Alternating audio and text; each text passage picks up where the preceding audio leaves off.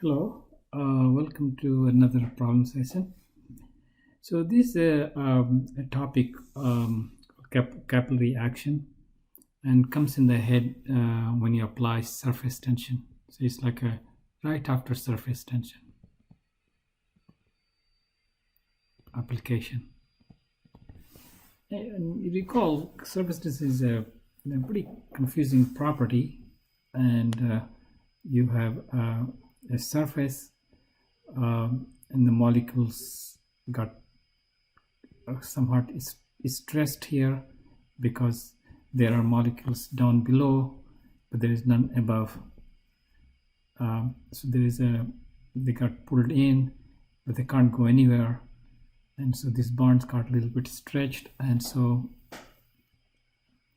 there is a energy here. Energy got stored, and we had this energy got stored was proportional to how much the area got deformed, and we got defined gamma delta area. And if I want to know force, so force will be I just have to calculate delta U, and over here delta U just minus gamma,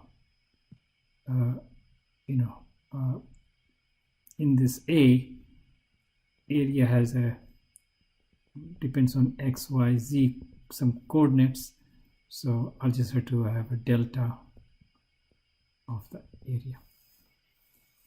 Okay, and this is just a gradient. So this is kind of a little mathematical.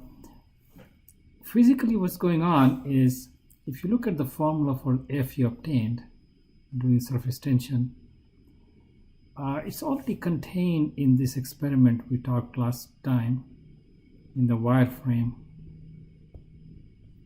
And we put a wire here and we pull on it while there is a fluid. There's a film down here, pull on it. So what's going on here is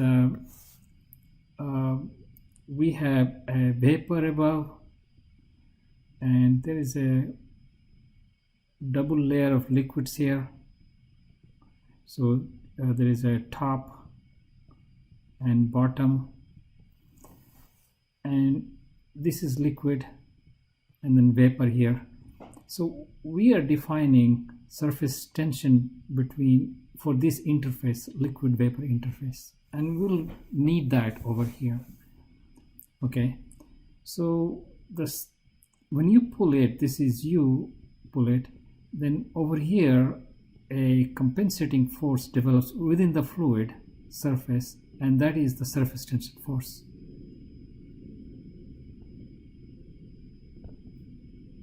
And that's computed by that. So if you look at that surface tension force, the formula for this is gamma, and gamma times this length, or perpendicular length over which this surface tension force is acting. So it's acting over this width W. Let's call this W. So gamma times W.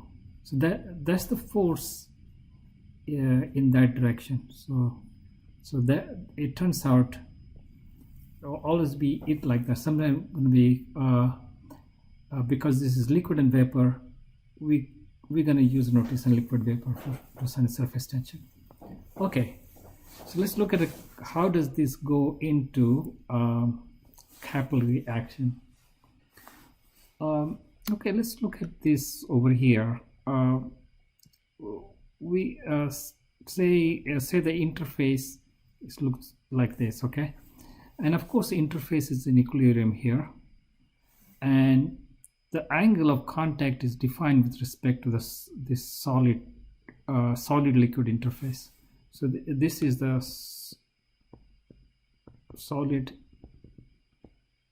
liquid interface. This over here is liquid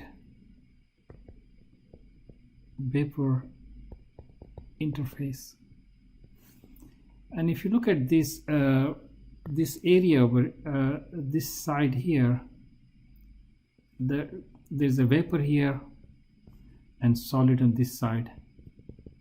So this is solid vapor interface. So whenever they have interfaces, there are going to be a surface tension associated with the interface. Okay, so if I look at this, there will be over here, let's just look at this corner, and you can see over there is a arc over here. It's like a circular arc like that, and you know this interface itself is a circular cap of a different, you might say it's like that, a spherical cap. The interface itself is like a spherical cap, and this is the interface surface, which is curved surface, liquid vapor. But all of them, you know, acting, acting over that edge of this cap. It's like this thing is, you know, is, if you look at the forces on this thing, you're pulling like that, and so over here it's going to look like this is the force that will be along, you know, tangent to the cap, act on the molecule down here. So let's call this F, liquid vapor, and this molecule is going to get pulled by adhesion force, right? It's going to be, there are molecules of solid which is acting on that, and we're going to call it F adhesion. And there will be liquid solid interface here. Along that there will be a force acting along that. Let's call that force is going to be force of solid liquid. Okay, solid liquid interface. And then you have this this force here of solid vapor, and all of these forces are in equilibrium, and they're acting at all the molecules on that arc. So if you look at FLV, its magnitude will be gamma times 2 pi r. If you look at SV, it will, but this gamma is LV. It's going to also be gamma, but this I'm going to denote by a solid vapor 2 pi r. And if you look at FA is by itself. If I have F, this is the interface. This is not interface. This is adhesion force. So this is gamma S liquid 2 pi r. And because this is vectorially, we should have F equal to 0 since equilibrium. If this molecule not equilibrium, like accelerating or something like that, I will have mass times A over there, but mass times A is 0. So this will be all these vectors added. So you can see that if I take a, you know, you can take a x-axis and y-axis and try to write them out. So say this is the x-axis and this is the y-axis, and you write their components. So along the x-axis, I've got a so this vector is theta along the y-axis. So this is FLV cosine theta along the y-axis. Along the x-axis will be FLV sine theta. You may want to confirm that. And then FA will be just negative, will be 0. But along the y-axis, I have a FSV, this guy, and I have a minus FSL, this guy. But this guy is the y is going to be minus FLV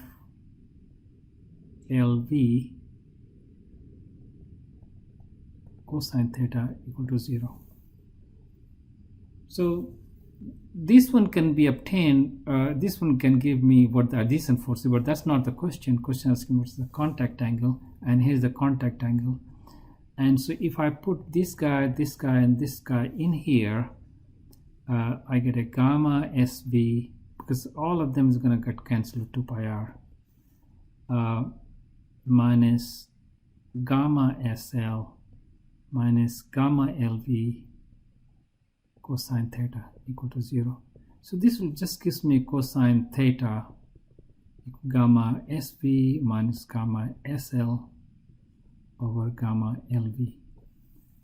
Now if theta is greater than 90 degrees, it's going to be negative, right? Positive if theta is less than 90 degrees. In theta less than 90 degrees, you have this angle, contact angle. Okay, so this is one way to get your contact angle, but in many of the problems you will encounter, these values are rarely given. Okay, and we're supposed to get all of them from solid liquid from this. Okay, I mean, liquid, no, not that, liquid vapor. We're supposed to get all of them from liquid vapor. All right, and we'll see how we can do that when we look at it at this whole thing that's kind of in the capillary above the level of the liquid outside. Okay, so we're going to analyze that now, and we get the formula for H. It will turn out that H will depend on theta and theta will depend on H, and we'll get a relationship between them. Okay. Okay, so the more traditional way of looking at that would be we just look at the actual thing that's in the capillary, and you can say that all the water is here. Oh, there's no water there. Oh, I'm going to erase that. What I meant was we have a container. This is very narrow tube. That's when your capillary action is gonna look like. So this, so up to here, and all of these are in there, and the H is from the level that's outside. So this is H. Okay. We look at this system as a whole. Okay, and we are going to look at what kind of forces are acting on this system. So you have a P from the liquid, P in, and then from the vapor, P out. Let's call it those things are acting. Then you have the weight of this thing, whatever this weight is. So this is mg, and then we have a cross between liquid and vapor. You can see this thing is was force, which was liquid vapor force, and then from the solid there was a force, but this is in this will be at the surface, right? So this will be solid vapor, and then there is a force that we wrote down earlier in that direction, F, solid liquid, and then we have a force which is acting on all this direction, and of course it's acting on all the direction here. These are the adjacent forces that are pulling it vertically in that direction. These two act on this.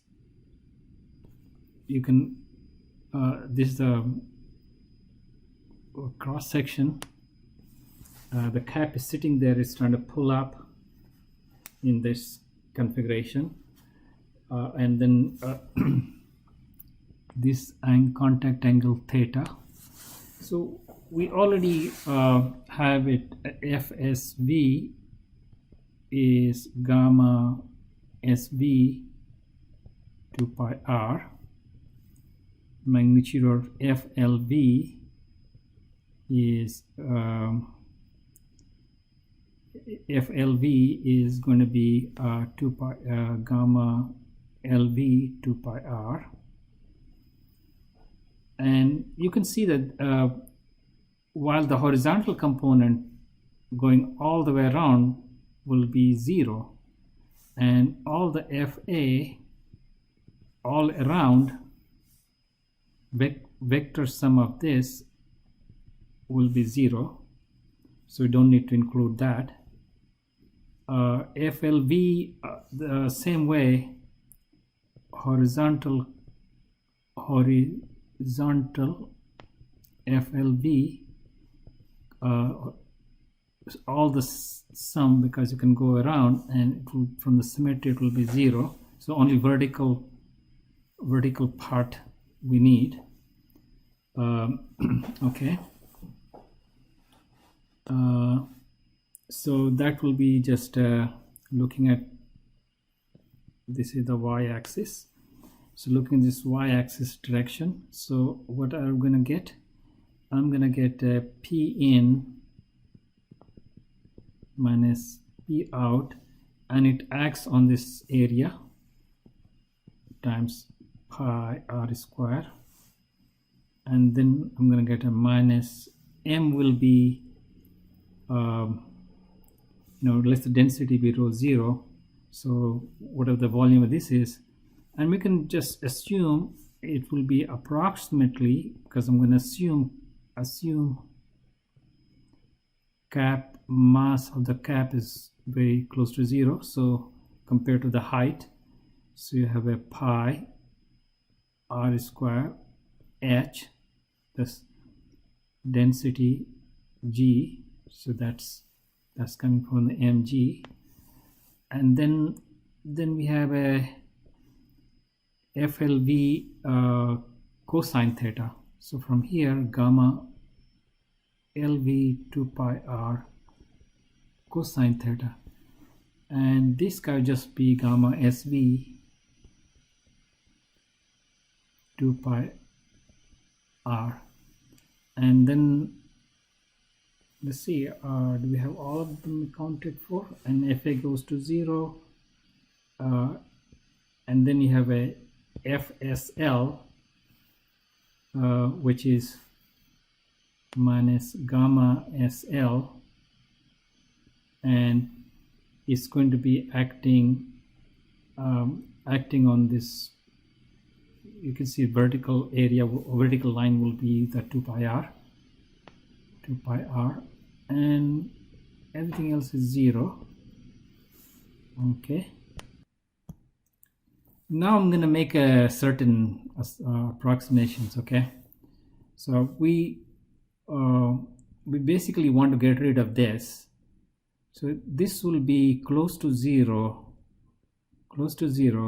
if gamma solid to liquid is very close to gamma solid to vapor, and we can assume that.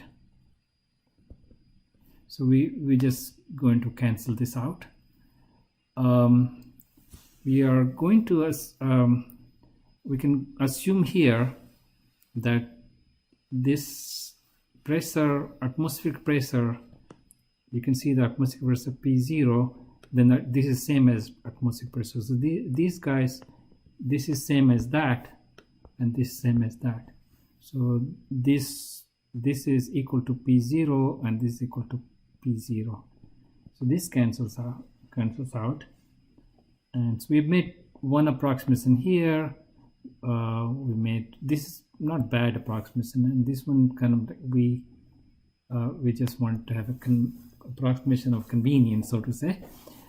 Now we can actually simplify and solve for h. So h will be equal to, so pi cancels out, and one of the r cancels out with this r, so nothing else is common now. So 2 gamma liquid vapor cosine theta over rho 0 gr. Now we did this for when theta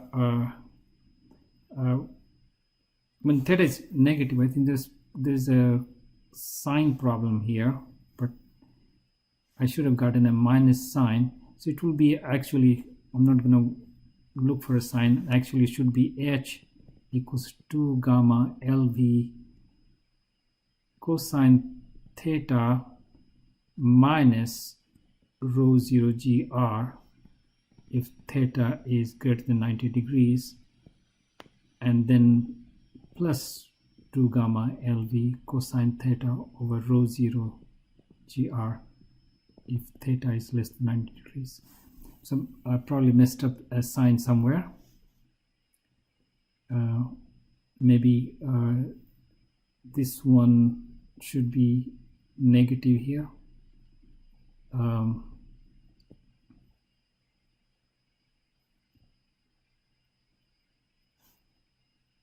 Anyway, I will just stop this video.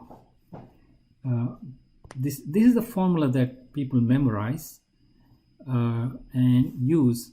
So in a problem, what you're going to be given is, okay, is either you're given the how much height it went up and what is the radius of the tube. So you'll be given this, you'll be given density, and you will be given this, and to find what the contact angle is. So that's one type of question. Another type of question that often I find in many books is you're given this, you're given the contact angle, you're given this, and to find what the h will be, just use this formula again. Yet another kind of problem is to find the surface tension, given h, theta, and if theta is not given, sometimes you just theta equals to, just take 45 degrees. just for in between assumption. Okay, if theta is not given, just assume 45 degrees. H, HR, so these are given. Find gamma LV. So this is a very one way to find the surface tension. It's a surface tension. Finding surface tension is a really hard task experimentally. Let's see if I no. Okay, I'll see you another video, and next I think I'm going to move on to dynamics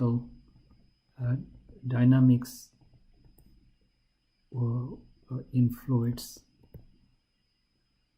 meaning the fluid will have a tube and will have a fluid flow through the tube, and then the pressure and all the other things take on a different formulas altogether, and you have to think quite differently than what we have thought so far about fluid.